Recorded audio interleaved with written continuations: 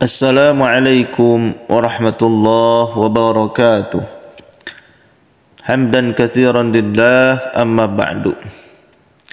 Ikhwani fillah yang dirahmati Allah subhanahu wa ta'ala, dimanapun kalian berada, semoga Allah subhanahu wa ta'ala selalu memberikan kesehatan jasmani dan rohani, dan selalu memberikan kesehatan lahir dan batin. Dan mudah-mudahan Allah subhanahu wa ta'ala selalu menjadikan kepada kita hamba yang bertakwa, hamba yang selalu istiqamah di dalam amal agama. Salawat beserta salam marilah kita curah limpahkan kepada habibana wa nabiyana Nabi Muhammad sallallahu alaihi wasallam, yang mana ketika kita memperbanyak membaca salawat kepada baginda Nabi Muhammad sallallahu alaihi wasallam, kita akan diberikan syafaat nanti di yaumil akhir. Maka oleh karena itu, sebelum Al-Fakir melanjutkan video ini, maka dimohon untuk menuliskan salawat kepada baginda Nabi Muhammad sallallahu alaihi wasallam di kolom komentar. Allahumma salli ala sayyidina Muhammad. Ikhwani fillah yang dirahmati Allah subhanahu wa ta'ala,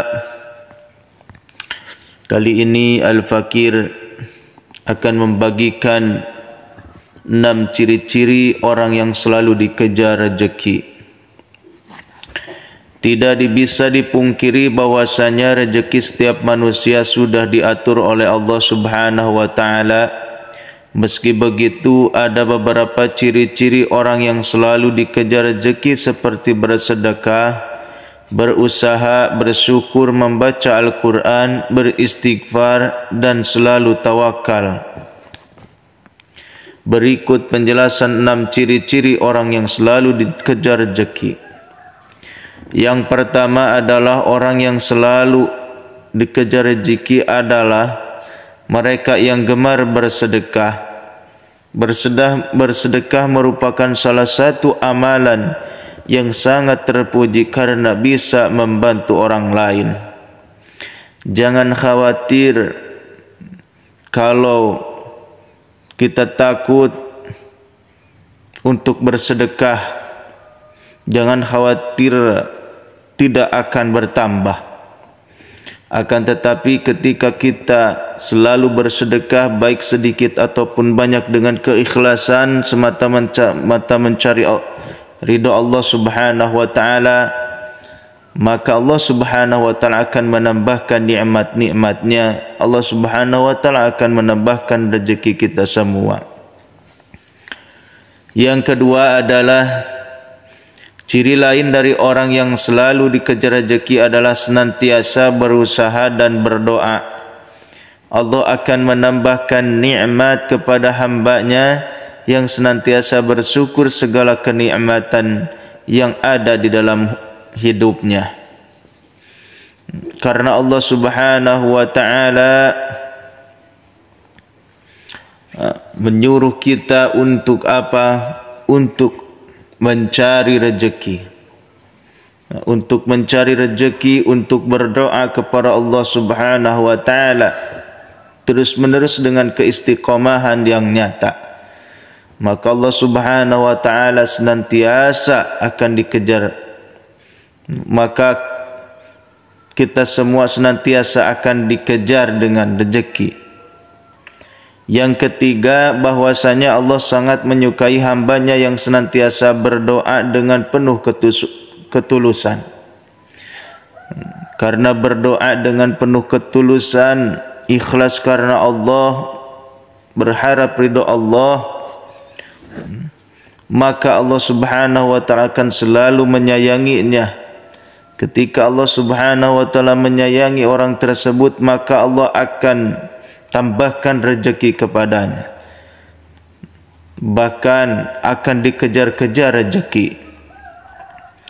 Yang keempat, sering membaca Al-Quran, terutama surah Al-Waqi'ah, bisa memudahkan rezeki dari Allah subhanahu wa ta'ala.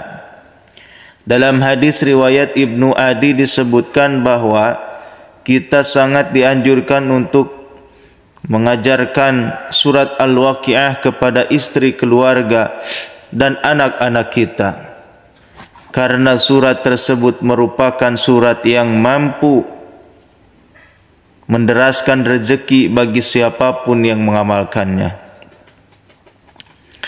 Kemudian yang kelima adalah beristighfar, berarti memohon ampun kepada Allah Subhanahu wa taala. Dengan sering beristighfar berarti kita sedikit demi sedikit sedang membersihkan hati dari segala dosa yang sudah dilakukan. Dengan memohon ampun kepada Allah, niscaya Allah akan memberi kita kenikmatan.